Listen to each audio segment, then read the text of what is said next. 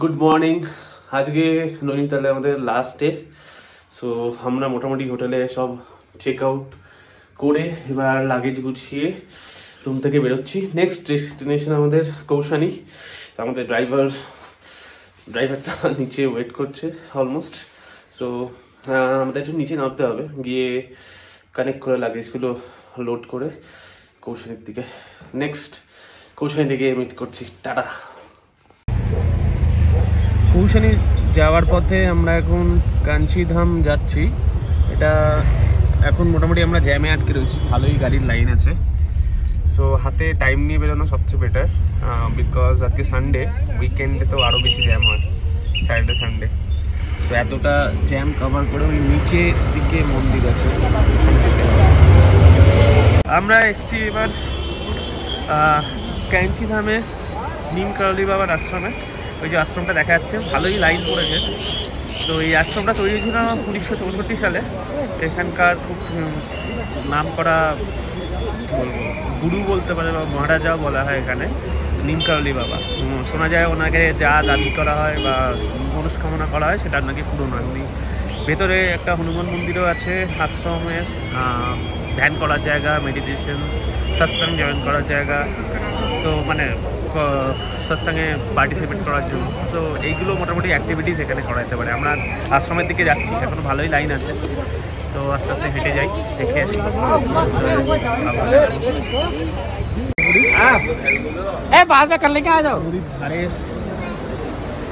আশ্রমটা completely তৈরি হয়েছে, তো একটা আলাদাই সুন্দর পরিবেশ তাকে বলে যাচ্ছে।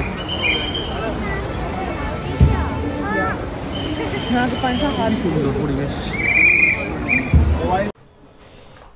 ক্যাঞ্চিধাম থেকে বেরিয়ে কৌশানি যাওয়ার পথে আমরা রাস্তায় দেখলাম কাকড়িঘাটে স্বামী বিবেকানন্দের আশ্রম, সেখানে আমরা একবার ভিজিট করলাম। এখানে একটা স্বামী বিবেকানন্দের আশ্রমও আছে, এখান থেকে নামতে হবে।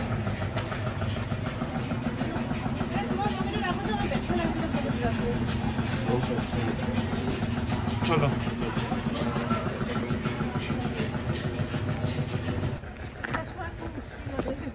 ওঠার সময় ধান বেরিয়ে যাবে।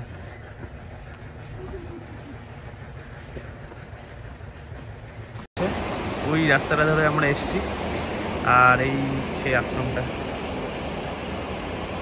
যেখানে আমরা আশ্রমের ভিতরটা যাবো। সুন্দর পরিবেশ, শান্ত, দেখাই যাচ্ছে পাহাড়ের মধ্যখানে নদীর সাথে আশ্রম। এই আশ্রমেই বিবেকানন্দ 1890 সালে একবার এসেছেন, এসে একদিন এখানে মেডিটেশন কমপ্লিট করেছিলেন এই পিপল ট্রির এখানে। এখানে অ্যাকচুয়ালি নতুন গাছ, আগে একটা 400 বছরের পুরনো গাছ ছিল, তো এখন এই রিসেন্টলি এই গাছটা বসানো হয়েছে, 8-9 বছর মতো হয়েছে। তো এখানেই তিনি বলা যায় মেডিটেশন করে স্পিরিচুয়ালিটির কাইন্ড অফ কানেকশান পেয়েছিলেন, যেটা ডেসক্রাইব করেছিলেন। তার জন্য এটা খুব ফেমাস এখানে কাকড়িঘাট আশ্রম। পাশে এখানে শ্মশানও আছে।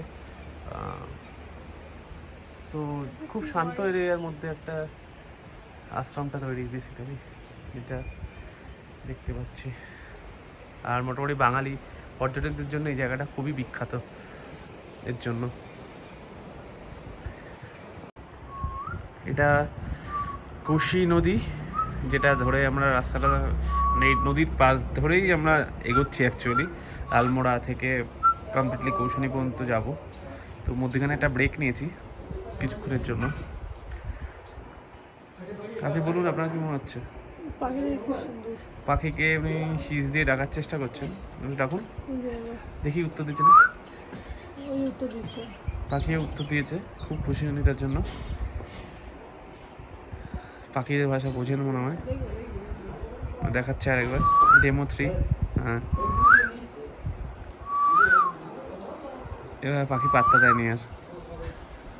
ছবিটা অনেকগুলো ছবি তোলা হয়ে গেছে, এখন তো আসুক। দুজন দিকে তাকিয়েছে, একদিকে আছে দুজনে। এই তো ভিডিও তো আছে, ভিডিও তাকিয়েছে। খানিক বিশ্রামের পর আমাদের যাত্রা আবার শুরু হলো। পাহাড়ের আড়ালে সূর্যের সাথে লুকোচুরি খেলতে খেলতে নদীর সাথে সাথে আমরা চললাম আমাদের গন্তব্য কৌশানীর উদ্দেশ্যে, আর পৌঁছালাম বিকেল 4টে নাগাদ। এটা আমাদের থাকার জায়গা কৌশানীতে, eco Chevron lodge, eco Chevron guest house, sorry eco Chevron cottage. So বেশ সুন্দর সাজানো গোছানো, বাগান আছে অসাধারণ, প্রচণ্ড মানে অসংখ্য গাছ, ফুলের গাছ থেকে শুরু করে ফলের গাছ, ওখানে গাছে লেবু হয়ে রয়েছে পর্যন্ত। আর এই হচ্ছে আমাদের কটেজটা। আর সবচেয়ে ইম্পর্টেন্ট যেটা দেখা আছে, যেটা এখানে বসে ইভিনিং স্ন্যাক্স থেকে শুরু করে সব কিছু খাওয়া যেতে পারে ভিউটা নেওয়ার জন্য। সবচেয়ে সুন্দর যেটা অ্যাট্রাকশন যেটা এখানকার, যার জন্য এই প্রপার্টিটা আমার সিলেক্ট করা, সেটা হচ্ছে এই ভিউটা। জাস্ট লুক অ্যাট দিস, এই ভিউটা প্রপার্টির মধ্যে থেকে, মানে যাকে বলে হিমালয়ের কোলে বসে, হ্যাঁ মানে কি বলবো, নেচারকে এনজয় করা। অসাধারণ অসাধারণ। পরের দিন খুব সকাল সকাল উঠে গেছিলাম সূর্যোদয় দেখার জন্য। সূর্যের প্রথম কিরণ যখন ত্রিশূল শৃঙ্গের ওপর পড়ল, সে এক অপরূপ দৃশ্যের সৃষ্টি করলো। আমরা সেই অপরূপ দৃশ্যের সাক্ষী হয়ে রইলাম, আর স্মৃতিতে তা রয়ে গেল। মর্নিং, এখন আমরা সকালে চা খেতে বসেছি সেই কালকের মতো হিমালয়ের কোলে। আর হ্যাঁ, ওইদিকে সূর্য দেওয়া এখন ক্লিয়ার দেখা যাচ্ছে। এটা টেম্পারেচারটা মনে হচ্ছে একটু হাই হয়েছে। আমরা এবার কৌশলী হোটেল ছেড়ে বেরোচ্ছি, দিয়ে টাটা নিয়ে রামনগরের দিকে যাচ্ছি। এর মধ্যে আমার হাত কেটে গেছে, হচ্ছে এই আঙুলটা কেটে গেছে, তার জন্য অনেকটা টাইম খেয়ে নিয়েছি। তো দেখা যাক ওদিকে গিয়ে বাকিটা। গাড়ি কোথায়? আমরা এখন এসেছি অনাসক্তি আশ্রম কৌশানী। এখানে গান্ধীজি 2 দিনের জন্য আসবেন ঠিক করেছিলেন, কিন্তু এসে এর প্রাকৃতিক সৌন্দর্যে মোহিত হয়ে 20 দিন ছিলেন। সো এখানে সেই গান্ধীজির এখানে মূর্তিও আছে দেখা যাচ্ছে। এখান থেকে পুরো হিমালয়ান রেঞ্জটা খুব ক্লিয়ার দেখা যায়, এটাও একটা বড় অ্যাট্রাকশন। দেখাই সেটা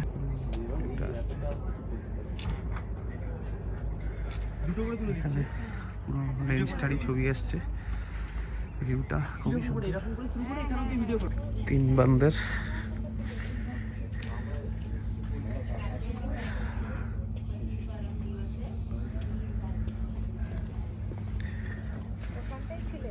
এইটাই হচ্ছে আশ্রমের speciality. Good morning. Morning morning morning.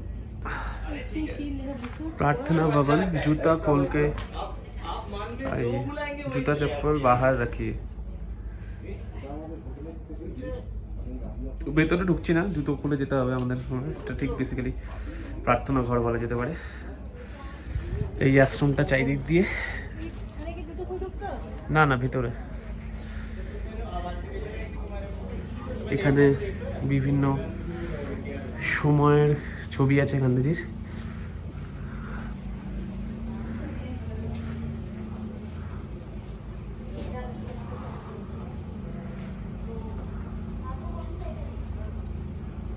ভালো, বেশ শান্ত আশ্রম।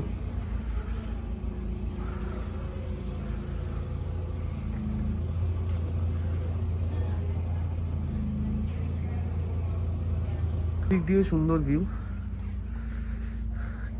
বেশ ক্লিয়ার। এদিকে একটা সুভেনিয়ার শপ আছে, শাল ফাল সব কিছু পাওয়া যায়। ব্যাস সবচেয়ে সুন্দর এখান দিয়ে হিমালয়ের ভিউটাও খুব ভালো আসে, খুব ক্লোজ।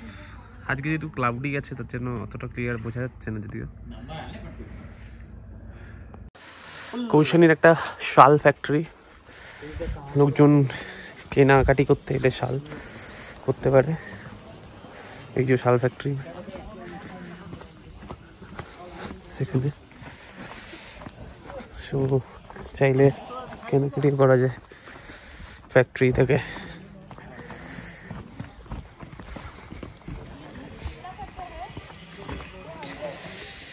বেশ বড়ই আছে শাল ফ্যাক্টরি।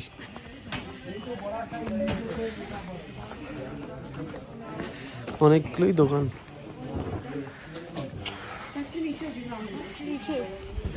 फैक्ट्री नीचे। अच्छा ये है शाल फैक्ट्री। এখানে শাল তৈরি হয়।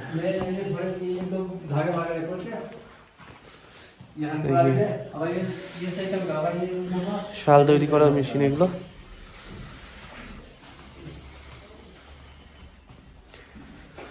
অনেকগুলোই আছে তো মেশিন দেখছি। সুতো আর ওই মিলে এখানে শাল তৈরি হয়। এখানে এই উল দিয়েই শাল বানে, কালারফুল উল।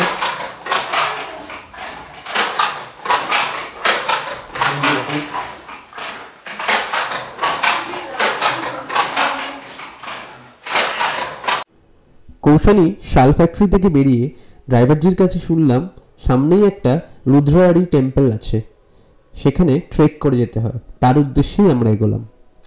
আমরা এখন আজকে যাব এখান থেকে রুদ্রদ্বারাই টেম্পল। এটা একটা শিব মন্দির, শিব ঠাকুরের টেম্পল। সো এখান থেকে মোটামুটি 2 কিলোমিটার ট্রেক করে যেতে হবে। দেড় কিলোমিটার বলো না, 2 কিলোমিটার মতো। হ্যাঁ, তো 1.5 কিলোমিটার যাওয়া, 1.5 কিলোমিটার আসা, 3 কিলোমিটার টোটাল ট্রেক করতে হবে। একটু চড়াইয়ের দিকেই আছে, বলছে 1.5 ঘন্টা থেকে 2 ঘন্টা লাগবে। আমাদের গাড়িটা এখানে রেখে দিয়েছি। দিয়ে আমরা রীতিমতো ট্রেক করে উঠছি আর রুদ্রদ্বারাই টেম্পল যাওয়ার জন্য। রিম্পাও লাইফে ফার্স্ট ট্রেকিং করছে। ও বলছে আগে করেছে, কাশ্মীরে করেছে। সেটা কি এর থেকে হেক্টিক ছিল, মানে এতটা? আচ্ছা, দেখা যাক এটা কেমন। তো এটা এই ট্রেকটা মানে এই রুটটা নাকি ওয়েস্ট বেঙ্গলে খুব ফেমাস, এই রুদ্রদ্বারাই টেম্পল যাওয়া। আর সিরিয়াসলি এটা ভালো বেশ।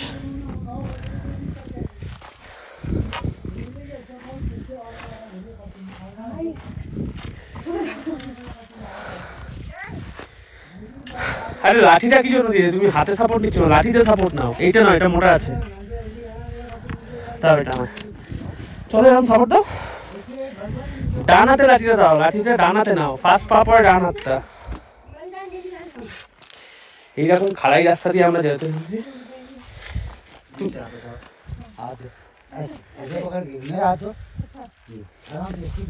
हाँ जोड़े स्टिक है गांथो। हाँ गांथो सपोर्ट ना जोड़े।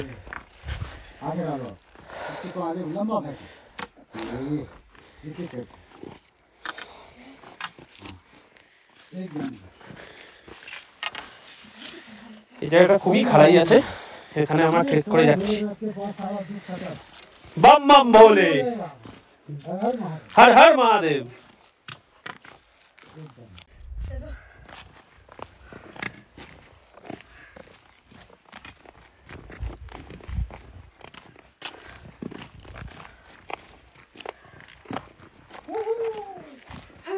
हर हर महादेव।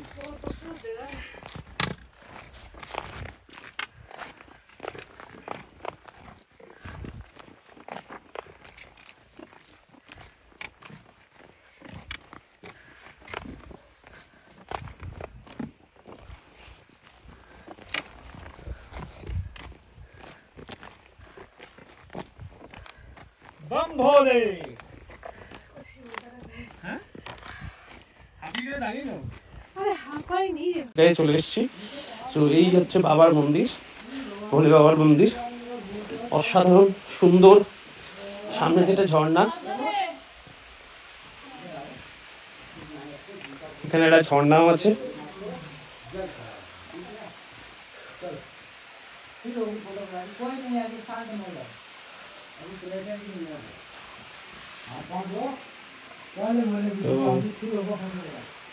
ভগবান শিবের মন্দির অসাধারণ। জুতো খুলে ঢুকতে হবে, তার জন্য আমরা ভিডিওটা বন্ধ করছি এখন। আমি নেচারের ভিউটা নিয়ে নিয়েছি। খুব সুন্দর, খুব সুন্দর জায়গাটা, শান্ত পুরো। রুদ্রেশ্বর টেম্পল ট্রেকিংয়ের পর কৌশানি থেকে আমরা আমাদের যাত্রা শুরু করলাম পরবর্তী ডেস্টিনেশন রামনগর মানে জিম করবেটের উদ্দেশ্যে। সেখানেই পরের দিন আমাদের সাফারি প্ল্যান করা আছে। মোটামুটি 1টা নাগাদ আমরা বেরিয়েছিলাম, আর অন্ধকারও হয়ে আসছিল, তাই দেখা যাক কি আছে রাস্তায়। আমরা এখন কৌশানি থেকে রানীক্ষেত হয়ে রামনগরের দিকে যাচ্ছি। পুরো রাত্রিবেলা 6টা বাজে অলমোস্ট, এখনো 2 ঘন্টা পৌঁছতে রামনগর।